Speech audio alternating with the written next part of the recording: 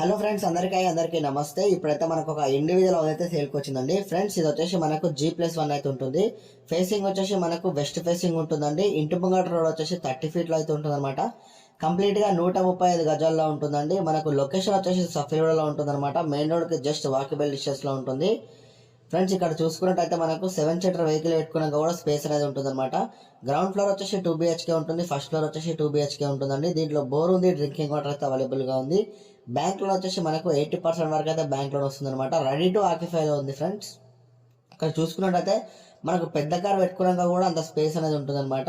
Full set బ్యాక్లో ఉంటుంది. Ventilation కూడా చాలా బాగుంటుంది.